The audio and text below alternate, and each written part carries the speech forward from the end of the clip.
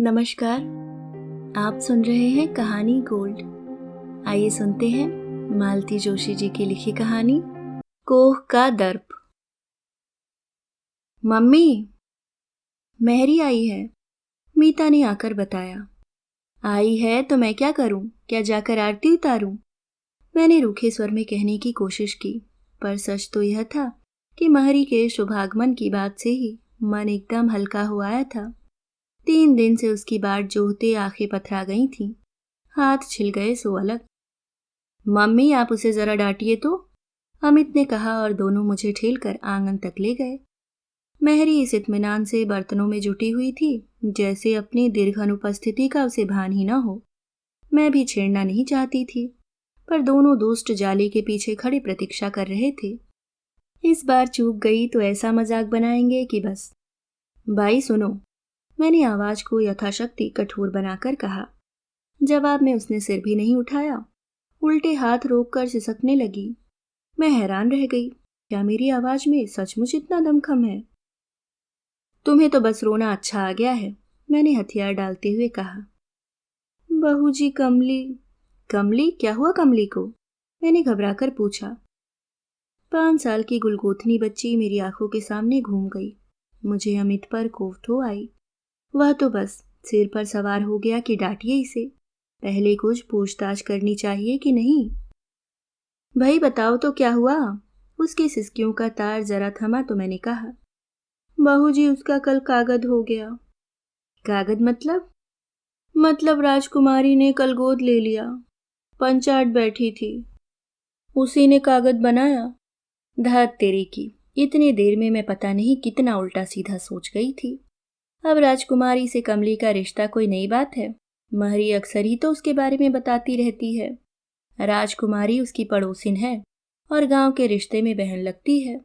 2 लड़के हैं high school में पढ़ने वाले। पति चपरासी है, बीवी को कहीं काम नहीं करने देता। दिन भर रानी बनी बैठी रहती है और कमली से मन बहलाया करती है। महरी की तीनों बेटियों में वही सबसे मस्तमौला है। बड़ी वाली विमली तो दिन भर छोटी बबली को लादे लादे झुक चली है। उसे माँ का हाथ भी बटाना पड़ता है और गालियां भी खानी पड़ती हैं। इतनी सी उम्र में ही बुजुर्ग लगने लगी है। पिता के राज में भी कोई ज्यादा सुखी नहीं थी, पर पिछले साल उनकी भी हैजे से मृत्यु हो गई। तब से तो विमली के चेहरे पर एक स्थायी अवसाद का भाव उतर आया है। कमली दिन भर पड़ोस के घर में खेलती रहती है, इसलिए उसे न तो घर के दुख से सरोकार है न दारिद्र्य से। हरदम हंसती खिलखती रहती है। गंगाबाई, तुम्हें तो खुश होना चाहिए, मैंने सांत्वना के स्वर में कहा। कम से कम एक की चिंता तो दूर हुई।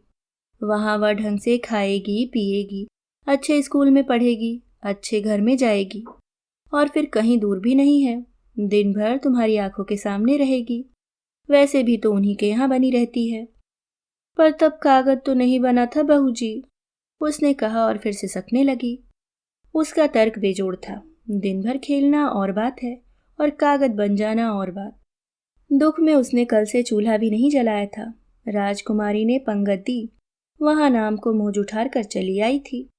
मैंने फिर उसे कड़क मीठी चाय बनाकर पिलाई, बच्चों के लिए कुछ नमकीन और कुछ बिस्किट दिए। तब कहीं जाकर उसका आवेग थोड़ा कम हुआ। उसके जाते ही बच्चों ने मुझे आड़े हाथों लिया। सच मम्मी, आपको घुमाना तो महरी खूब जानती है। रोज एक से एक बहाना गढ़ लाएगी। थोड़े से टेसुए बहा दिए कि बहू जी फ्लैट। क्या गजब की एक्टिंग मारी है, वाह। नहीं रे, वह एक्टिंग नहीं थी।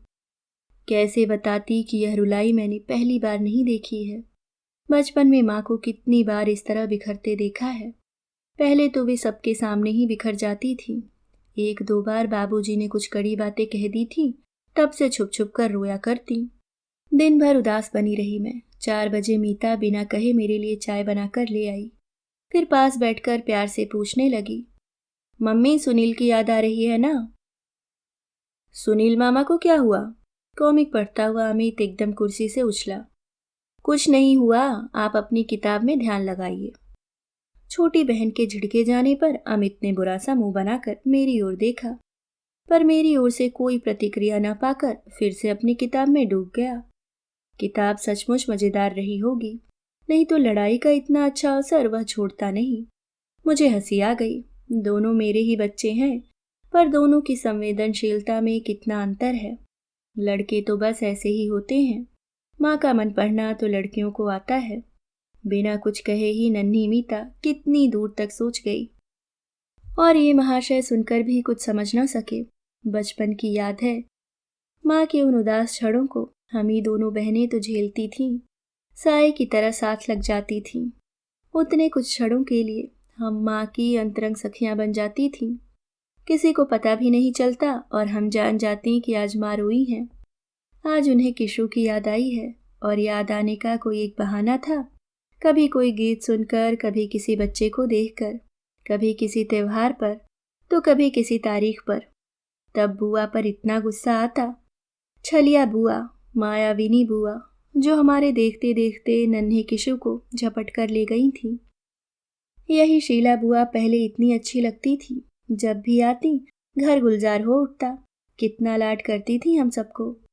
ढेर सारे खिलौने और मिठाइयाँ लेकर आती थी, कपड़े बनवा कर देती थी, पिक्चर दिखाने ले जाती। हमारे अभावग्रस्त जीवन में वे दिन त्योहार के समान होते जब बुआ यहाँ होती थी। फिर एक बार कानों में भनक पड़ी कि बुआ हम में से किसी को गोद लेना चाहती हैं। उस खबर ने हम सबको कुछ दिनों के लिए कल्पना लोक में पहुंचा दिया। बुआ का शानदार बंगला, चमचमाती कार, नौकरों की पलटन, गहने कपड़ों का ढेर, स्वर्ग का सुख और किसे कहते हैं। मन ही मन हम सभी अपने को बुआ का प्रिय पात्र समझते थे और उनके अधिक निकट होने को उत्सुक थे। पर माँ उन दिनों एकदम उग्र हो उठी थी। हम पांचों पर अपने आंचल का साया फैलाकर विद्रोह पर उतर आई थीं। कोई आलू बैगन नहीं है कि मांगने पर उठाकर दे दूंगी। मेरे कलेजे के टुकड़े हैं ये। बाबूजी डांटते। पागल हो गई हो, ममता में ऐसी अंधी हो रही हो कि बच्चों का कल्याण भी तुमसे नहीं देखा जाता। तुम नहीं दोगी तो क्या उनका काम रुका रह जाएगा? तुम्हारा देवर तो उधार खाए बैठा है। शीला के भी नंदे हैं, देवर जेठ हैं। कोई भी अपना बच्चा दे देगा। सभी तुम्हारी तरह बेवकूफ थोड़े ही हैं। वह तो शीला को अपने बच्चे से मोह है, इसलिए तुम्हें तो बल्कि खुश होना चाहिए। मुंह में पड़कर अवसर खो दोगी तो कल को ये बच्चे ही तुम्हें कोसेंगे। दिन रात बाबूजी का भाषण सुनते सुनते माँ का विरोध भोथड़ा पड़ गया था और एक दिन उन्होंने हाँ कर ही दी। बाबूजी तो ऐसे खुश हुए थे जैसे लॉटरी निकली हो। माँ की स्वीकृति मिलने भर की देर थी, बाकी सारे काम फटाफट हो गए। बुआ ने अधिक दिनों तक किसी को पसोपेश में नहीं रखा और घोषणा कर दी कि वे किशोर को गोद लेना चाहेंगी। 8 साल का किशोर हम सब में सुंदर, गोरा चिट्ठा, पढ़ाई में भी अच्छा ही था, बुआ से हिला भी था, या शायद बुआ ने जानबूझकर उसे सबसे ज्यादा प्यार दिया था। कितना कठिन होता है कलेजे के टुकड़े को दूसरे को सौंपना। बेटी की विदा भी इतनी करुण नहीं होती। आज भी वह प्रसंग याद आता है तो मन कांप उठता है। लड़कियां तो होती ही हैं पराई अमानत। उनके जन्म के साथ ही यह बात मन में बैठ जाती है। पर लड़का भी नाम गोत्र बदलकर पराए घर जाने लगे तो माँ का दुख सीमातीत हो जाता है। दत्तक विधान इतनी धूमधाम से संपन्न हुआ जैसे कि कोई शादी हो। किशोर शर्मा एकदम सुनील त्रिपाठी हो गया। बेटे की माँ बन जाने की खुशी में बुआ ने सबको दावत दी, पहरावनी की। उन लोगों के जाते ही घर ऐसा सूना हो गया जैसे बेटी विदा हो गई हो। रात मैंने इनसे कहा, पता है महरी की लड़की पड़ोसी की गोद चली गई है। बेचारी इतना रो रही थी। इसमें रोने की क्या बात है? कोई छीन कर तो ले नहीं गए होंगे वे। इसकी सहमति से ही तो हुआ होगा सब। तब भी दुख तो होता ही है ना। अरे छोड़ो भी, वह तो गोद ही गई है। बच्चे मर भी जाते हैं तो उन्हें कोई फर्क नहीं पड़ता। थोड़े दिन रोगा लेते हैं, अगले साल दूसरा आ जाता है। अपनी ओर से सारी बात बड़ी आसानी से समाप्त कर वे सो गए। रात में वैसे भी उनके पास फालतू बातों के लिए वक्त नहीं होता। मोहल्ले की राजनीति, अड़ोस पड़ोस की निंदा स्तुति से भी वे दूर भागते हैं। फिर नौकरों चाकरों की तो बात ही नहीं उठती। लेकिन मैं देर रात तक जागती रही। बच्चों की संख्या क्या सचमुच दुख को कम कर देती है? फिर माँ क्यों इतना परेशान रही? क्यों दिन रात आंसू बहाती रही? बाबूजी कहते, चलो अब ठीक रहा, 2 लड़के 2 लड़कियां, हिसाब बराबर। पर माँ का मन कभी इस हिसाब को स्वीकार नहीं कर पाया। जब भी कोई बच्चों के लिए पूछता, उनके मुंह से 5 ही निकलता। बाबूजी सामने होते तो आंखें तरेर देते। माँ कहती, 9 महीने पेट में रखा है, 7 साल तक पाला पोसा है, उसे कैसे नकार दूं। बाबूजी का बस चलता तो मुझे भी दे डालते। उन्होंने एक बार कहा भी था, शीलू इसे भी ले जा, कीशु के जैसी ही गोरी चिट्टी है, तेरे यहाँ रहेगी तो अच्छा घरवर पा जाएगी। बुआ ने मुंह बिचका दिया था, देर तक बुदबुदाती रही थी। कोई मैंने हॉस्टल खोल रखा है। बहुत अपमानित अनुभव किया था मैंने तब। माँ से बहुत लड़ी थी बाद में। क्यों कही बाबूजी ने ऐसी बात, और क्यों सह गए बुआ की झिड़कियाँ। मांग लेते अपने लाडले को, हमने थोड़े ही भेजा था। 10 बार झोली फैलाकर आई थी तब दिया था। पर बुआ का रौ भी कुछ ऐसा था कि बड़े भाई होते हुए भी बाबूजी उनकी बात पी जाते। इस रौब का रहस्य तो दादा की शादी में खुला। बुआ किसी मामी मौसी से कह रही थी, दुनिया में भाई बहन के यहाँ भात लेकर जाता है, हमारे यहाँ तो सब उल्टा रिवाज है। पूरे 5,000 का जेवर बनवा कर लाई हूँ, और साड़ियाँ अलग। उन्हें शायद कमरे में मेरी उपस्थिति का भान नहीं था, या शायद वे भूल गई थीं कि गरीब घर की लड़कियां बड़ी जल्दी समझदार हो जाती हैं, या फिर मुझे सुनाकर ही कहा गया हो। सुनकर मुझे तो जैसे आग लग गई थी। माँ से बाद में कहा था मैंने, तुम्हें मेरे सिर की कसम है जो तुमने मेरी शादी पर बुआ से कुछ भी मांगा। मुझे कुंवारी रह जाना मंजूर है, पर किसी की भीख लेकर फेरे नहीं पड़ूंगी।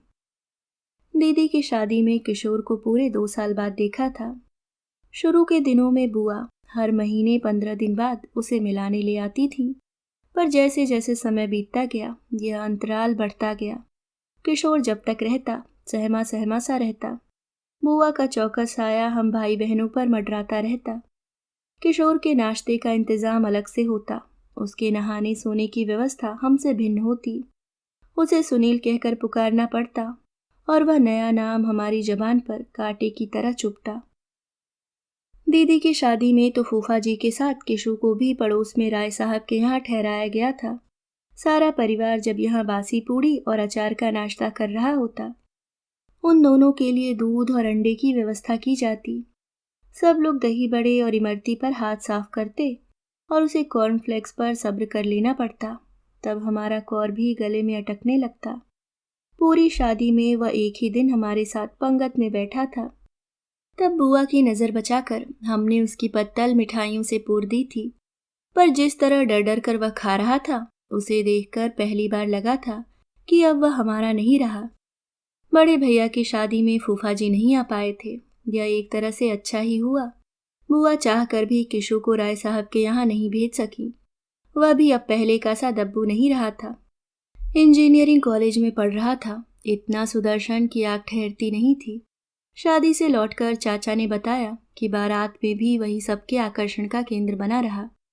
2-4 रिश्तेदारों ने तो वहीं बाबूजी को चाचा जी को घेर लिया था। जो भी मिलता बुआ को बधाई देता। बच्चे का पालन पोषण, शिक्षा दीक्षा, आचार व्यवहार सभी की प्रशंसा होती। बुआ फूलकर कुप्पा हो जाती और माँ सुन सुनकर राख होती जाती। उन्हें लगता जैसे उनके मातृत्व का अपमान हो रहा हो। आखिर एक दिन भुनभुनाकर कह ही उठी, लड़का अच्छा निकल गया तो इसमें उनकी कौन सी बड़ाई है। वह पेट में था तब मैंने 11 एकादशियां की हैं, 2 बार भागवत सुनी है। संस्कार तो वह साथ ही लेकर जन्मा है। पन्ना में थे हम लोग। उस समय मैं सांझ सवेरे जुगल किशोर जी के दर्शनों को जाती थी। तभी न इतना सुंदर निकला है। तभी तो उसका नाम किशोर रखा था। उन दिनों रोज विष्णु सहस्त्र नाम का जाप करती थी। तभी तो लक्ष्मी उसके पैरों में लौट रही है। और हमारे समय शायद आपने सुदामा चरित्र का पाठ किया होगा। बड़े भैया एकदम बोल पड़े। माँ का चेहरा एकदम सफेद पड़ गया। अपने जन्मजात दारिद्र्य के प्रति बड़े भैया का आक्रोश उन्हें शूल सा चुभ गया। बेचारे बड़े भैया ढंग से बीए भी नहीं कर पाए और उन्हें राज्य परिवहन में मुंशीगिरी के लिए मजबूर होना पड़ा। अच्छी शादी के सपने भी धरे रह गए।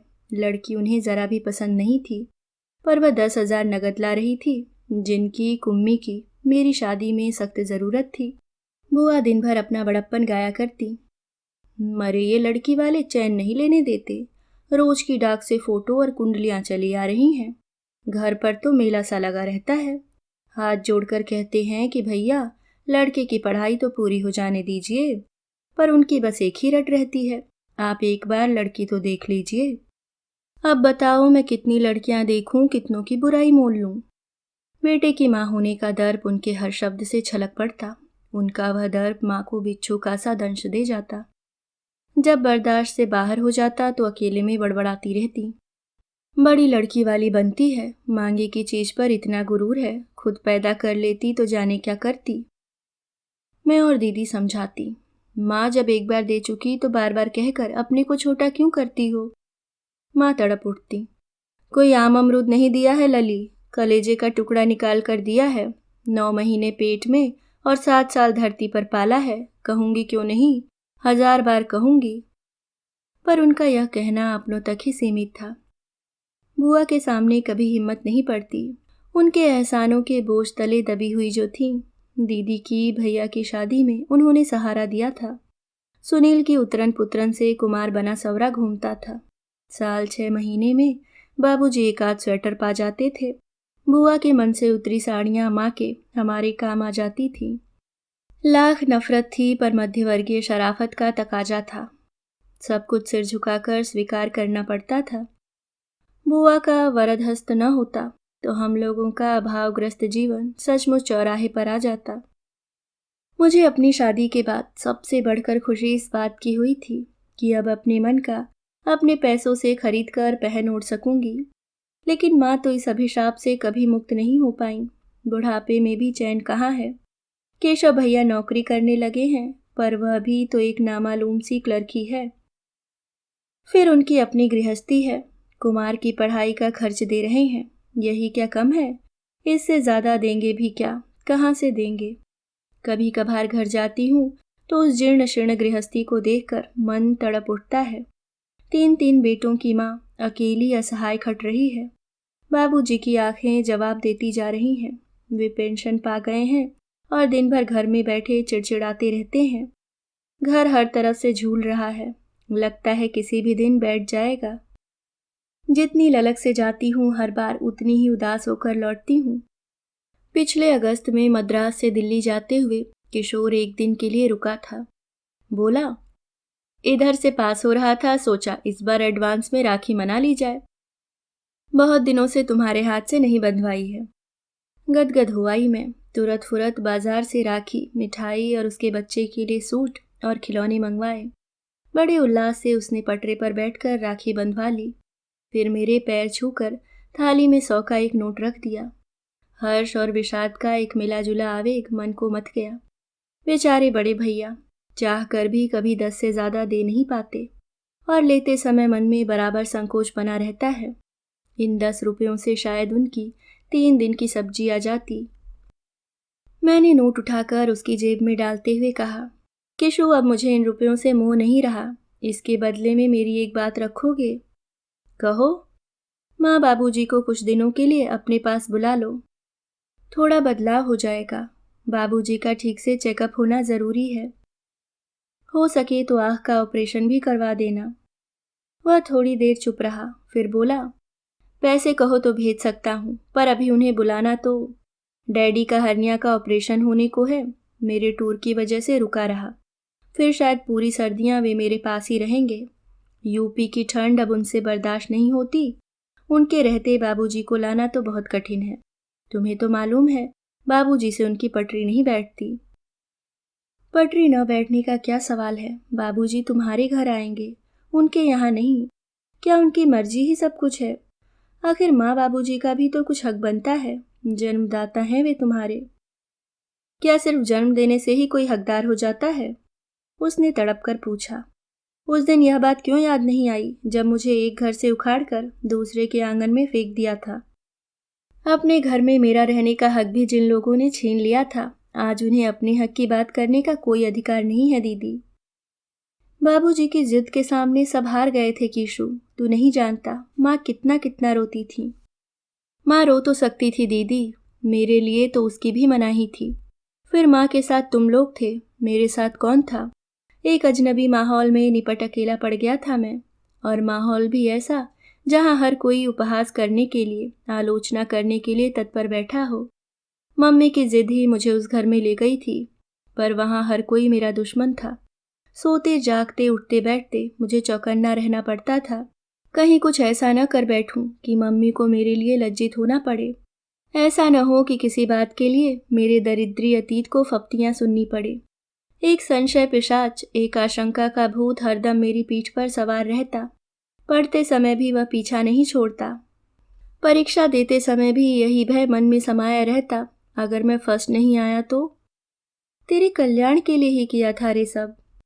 बाबूजी शायद उतनी सुविधा नहीं जुटा पाते। हो गया ना कल्याण, अब उस स्तर पर जीना भी पड़ता है, फिर शिकायत क्यों? दीदी, एक 7-8 साल के बच्चे के लिए बंगला, मोटर, नौकर चाकर कोई अर्थ नहीं रखते। उसे माँ की आश्वस्त गोद चाहिए, पिता का प्यार भरा स्पर्श चाहिए, भाई बहनों का निष्कपट स्नेह चाहिए, अपने घर की सुरक्षित चारदीवारी चाहिए। इनके बिना जो बचपन बीतता है वह कितनी यातना देता है तुम क्या जानो। सुनकर स्तब्ध रह गई मैं। बचपन में केवल इससे ईर्ष्या ही करते रह गए हम लोग। इस पीड़ा को सचमुच हमने नहीं जाना था। हम लोग सिर्फ अपना, माँ का दुख बड़ा करके देखते थे। केशु के लिए कभी सोचा ही नहीं। एक अपराध बोध मेरी संपूर्ण चेतना पर छा गया।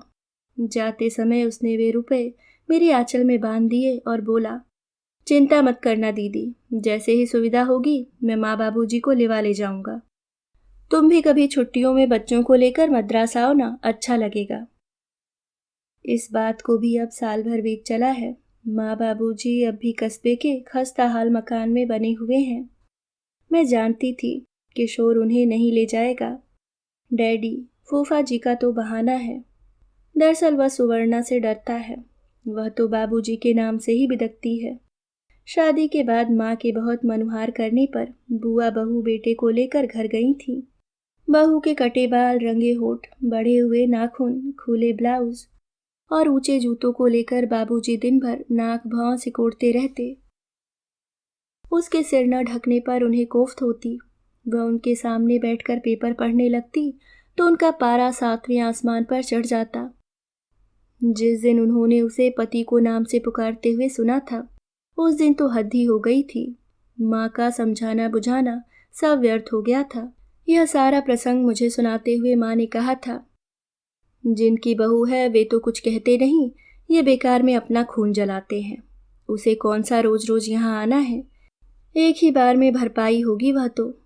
मैं हैरान थी, कितनी आसानी से माँ ने सुवर्णा को अपने अधिकार क्षेत्र से बाहर कर दिया। केशु के लिए बार बार बिसुरती माँ अब कितनी निर्लिप्त हो गई हैं। कोई महीना भर ही बीता होगा। मीता ने कहा, मम्मी जरा खिड़की से देखो तो। देखा तो गोल मटोल कमली को गोद में उठाए गंगा हाफती हाफती चली आ रही है। आज ये तुम्हारे साथ कैसे? अब ये घर ही में रहेगी बहूजी। मतलब? मैं तो लौटा ले आई मोड़ी को। क्यों? बस अपने घर में रहेगी। जो रूखा सूखा हम खाएंगे ये भी खाएगी, मोटा झोटा जो हम पहनाएंगे पहनेगी। भाग वाली होती तो किसी सेठ साहूकार के यहाँ पैदा होती। मेरे यहाँ आई है तो ऐसे ही रहेगी। अरे पर हुआ क्या? 2-4 दिन से देख रही थी बहूजी, उठते से ही रोजमर्रा सिलेट पकड़ा देता था और धमाधम शुरू। मेरा तो खून जलता। अरे मार ही खानी है तो अपने माँ बाप की खाएगी, इसके लिए थोड़े ही सौंपी थी मौड़ी। और तुम्हारी पंचायत का क्या होगा? पंचायत का क्या, फिर जोड़ लूंगी। एक खाना ही लगेगा, सबके सामने कागज फाड़ दूंगी। देवर जेठ से पूछ लिया है? उस समय तो वे ही आगे हुए थे ना। उनसे क्यों पूछूंगी, कोई उनकी जाई है। मैं उसका तमतमाया चेहरा देखती रह गई। रोती बिसुरती गंगा को देखकर उस दिन माँ याद आ गई थी, पर इस गंगाबाई के सामने माँ कहाँ ठहरती है। बच्चे हंस रहे थे। आपको फिर घुमा दिया ना गंगाबाई ने। आप सुन रहे थे मालती जोशी जी की लिखी कहानी कोह का दर्प।